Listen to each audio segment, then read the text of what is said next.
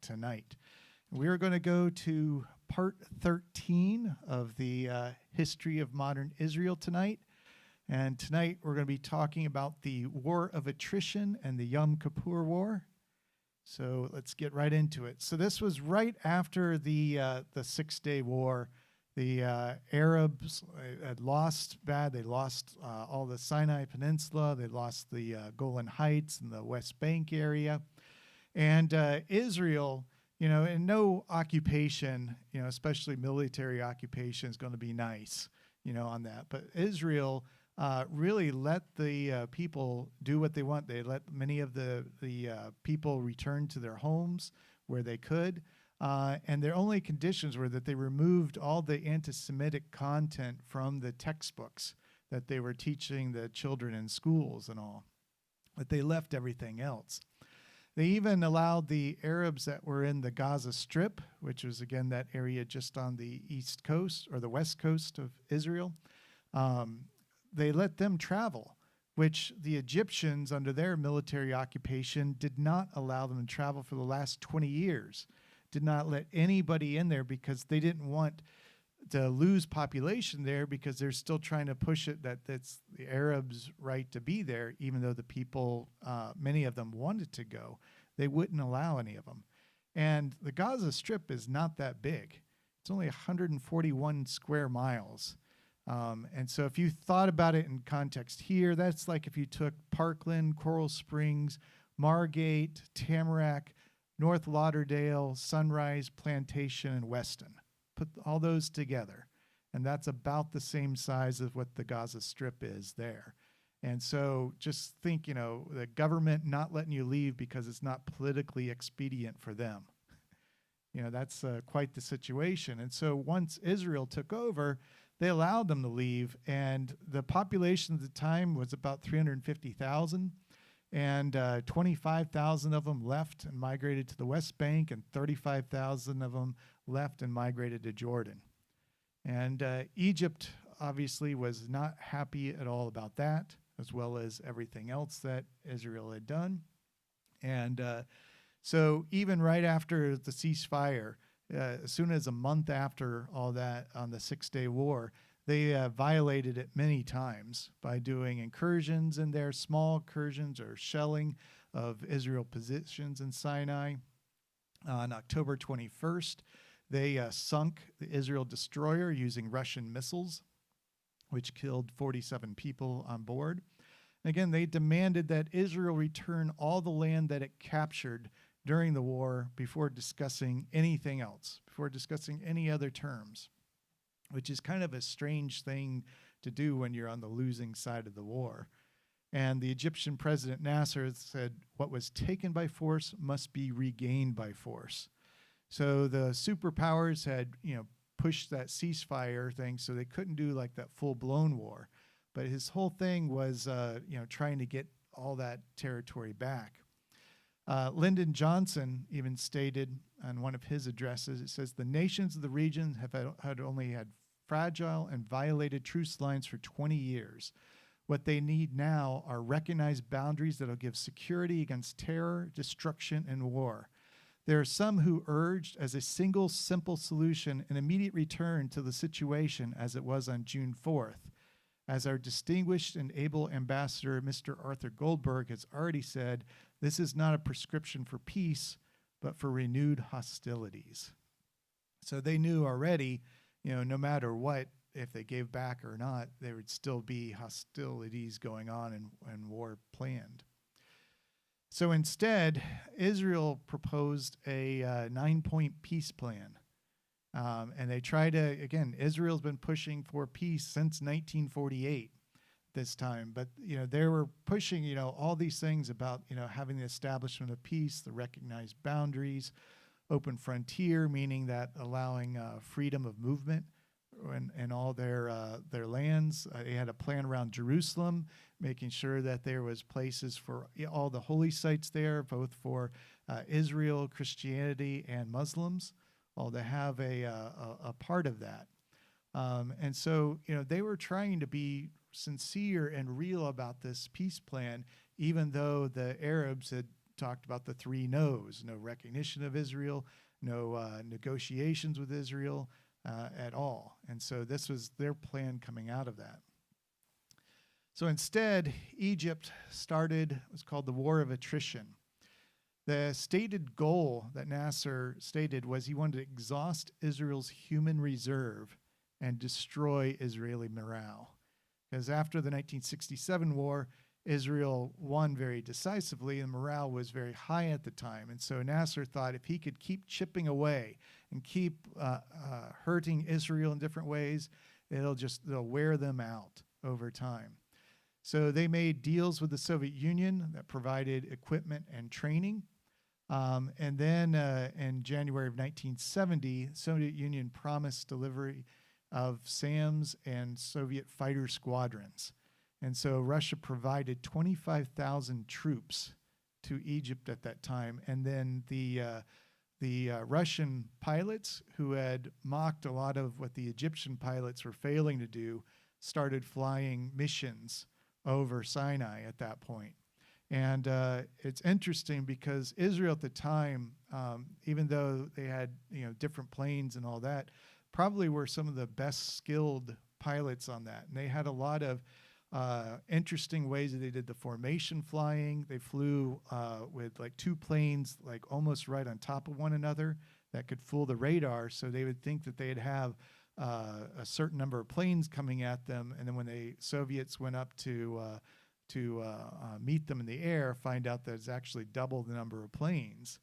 And they would lose some of the dogfights. And a lot of the Egyptian pilots were then turning around and mocking them and saying, "See, we told you on there." But then Nasser abruptly dies on September 28, 1970. And that's really when the War of Attrition ended. And the interesting thing is both sides claim victory in the war. And yet the war deaths on there, Egypt, it's very disputed. It depends on which sources you read, but it's around 2,600 to 10,000, and in Israel between 600 and 1,500. But it's like, you think about it, and it's like he's claiming victory even though he lost a lot more people, in fighting this. And what did he gain out of it? Virtually nothing. And yet it's still that madness, that hatred, that just driving people to, think that as long as I'm whittling down the enemy some, I'm somehow winning. But the next president was the previous vice president of Egypt, a guy by the name of Anwar Sadat. He became president shortly after Nasser died on October 15th, 1970. And he started reforms in Egypt at that time. So Egypt had a secret police that was going around doing naughty things that people didn't like. And so he cut their power. He removed the head of the secret police, also removed the Soviet military. He didn't want them interfering anymore or mixing up with his troops. But he began preparing right away for a renewed war with Israel. And he made this statement publicly, too, that he said, "I'm willing to sacrifice 1 million people for the independence of our country and its liberation. Israel should be willing to sacrifice 1 million people as well. Israel will have to pay eye for an eye and tooth for a tooth for the penetration of incursions into Arab territory." Or he could have phrased that as, "for winning the war that we started against them." Because he just was unhappy with that. So he started building up the military, getting it ready. The world knew, this stuff was coming. It still took, a couple of years for Sadat to build it up to that time or to that capabilities or area. But Egypt really allied with Syria. And they wanted to plan a surprise war with Israel and to take back the lands that they had lost. Jordan, however, wanted to stay out of it. Now, Jordan was still part of the Arab League and still had to put on a show and all that, but Jordan actually warned Israel of the coming attack and what was going to happen there. Because they were part of the Arab League, they knew that they'd have to provide some equipment. And so they told Israel, "We'll try to keep our tanks out of the fights if you try to ignore us as well." And so they kind of had that backroom deal that Jordan really just wanted to stay out of it, but they still wanted to stay in the Arab League. And that one of the things in the 1967 war and the Six-Day War, Israel got such an advantage because they launched preemptive strikes. You know, they had downed most of the aircraft and all that, and that led to a lot of success. And so Israel had started planning that type of thing too for here. But the United States warned them, saying, you can't start this. You can't make it look as a preemptive strike, because then it'll show that you're starting this war, and you don't want to have that reputation around for the international community, especially when we're trying to push for peace all this way. And so Golda Meir, who was the prime minister of Israel at the time, assured Kissinger that they would not do preemptive strikes. Kissinger, who still wanted to keep Egypt from going into war, went to Egypt and told them, look, don't get into this war. It's not in your best interest to do it. Israel is not going to strike first. We've got guarantees from that, so back down. Don't do this. Instead, that emboldened Egypt to be able to put more of its troops and stuff on the front lines ahead of time and to get ready for the attack. And so that led to the Yom Kippur War, where Egypt and Syria jointly attacked, meaning at the same time. So Egypt obviously in Sinai, Syria pushing into the Golan Heights. And they started that October 6th. And their initial incursions were stunningly successful. So nobody had thought they had gotten far, because Israel had built these defensive lines in the place, and yet they were successful for this first couple of days. And that gained Anwar Sadat a lot of acclaim across the Arab world. And both Egypt and Syria committed war atrocities, meaning that they executed prisoners, put them to torture, often beforehand. And this was also known that was going on that time by the Israelis as well as the international community. These maps may be a little bit hard to read, but this is just showing the first 2 days, and the red is where Egypt was pushing in. They crossed that Bar Lev line, which was the defensive line that was going in, and so the first couple days really was surprising to them. But Ariel Sharon took his battalion back over there, and they started pushing them back until they get into the next part of the time period. And you can see, especially on the picture on the right, that red line is how far Israel pushed into Egypt. So they were able to cross over the Suez Canal area, and they were heading toward there.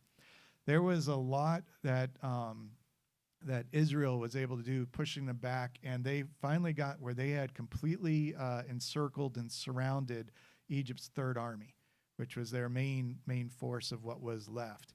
And they could have just completely annihilated or wiped them out because they were encircled, but they had so much pressure on them internationally, even Kissinger coming back saying, you got a ceasefire, don't take them out because you're just going to look really bad and make it hard again for the peace process. And you can imagine the constraint that it had to take. Here it was, this army was attacked again. It's been attacked since 1948, all the things that are going on. They finally encircled the whole, they could take out that whole army once again, and then march into Cairo, which was less than 100 miles away. And yet the international diplomacy things was telling them that they need to stop. So they stopped. They allowed some of the non-military supplies to get through to go into there, and meanwhile they just kind of held that position for a few days until finally they were able to have a permanent ceasefire on that. Brezhnev, who was the leader of the Soviet Union at the time, stated, "We have offered them, the Arabs, a sensible way for so many years, but no, they wanted to fight. Fine. We gave them technology, the latest, the kind even Vietnam didn't have. They had double superiority in tanks and aircraft, triple in artillery, and in air defense and anti-tank weapons, they had absolute supremacy. And what? Once again, they were beaten. Once again, they scrammed. Once again, they screamed for us to come save them. Sadat woke me up in the middle of the night twice over the phone saying, "Save me." He demanded to send Soviet troops, and immediately, no, we are not going to fight for them. So it just shows the level, of what was going on in that time in that area. And again, the restraint that Israel showed, because again, they could have easily taken out that whole army and just rolled into Cairo if they were left into their own things, and Egypt would have just been totally captured at that point. On the other side of the battle was in Syria. And again, this was the start in the Golan Heights area that Israel had captured in the 1967 war. That's an important strategic location just because of the elevations in the area. And so the fights here mirrored a lot of the same things as what was going on in Egypt. The first couple of days, they were able to make some inroads into there. But after Israel was able to regroup and get reinforcements in there, they did a strong push up there. And so that got within about 25 miles of Damascus, which is the capital of Syria, before once again there they had to do the same ceasefire. This is also where a lot of the other countries were sending their supplies and stuff. So Jordan had a contingency that kind of went up there and just rambled around. Iraq sent a whole battalion up to Syria to try to protect it, but Israel saw it from about 10 miles away, saw the dust just picking up. And so they just turned, put their whole tank thing in this kind of like U-shaped where the tanks were coming up, and then they just bombarded it and destroyed basically the whole battalion, or had a few of the tanks that managed to peel away just return back. And Israel lost nothing in that. They had 0 casualties, and the whole Iraq stuff just had to basically turn around and go home. So it again goes back to the lack of communication, coordination, or even planning and going into the war. It just is that mindset of hatred just pushing out that we're going to take over, and going that without any real plan or ability to do it. But when the war ends, the disengagement agreement between Israel and Egypt happened on October 28th.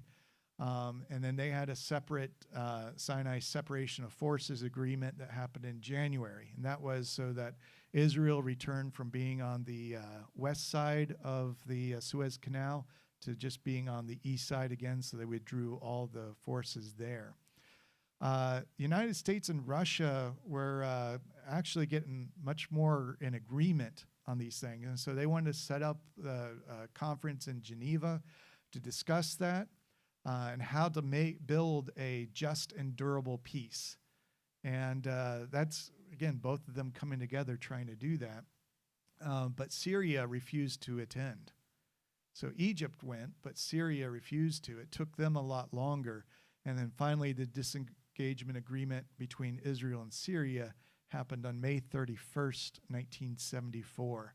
And that came with the thing of having UN troops now stationed in Golan Heights. All right, and so that will be it for tonight into part 13, and we'll get to what happens next sometime in the future.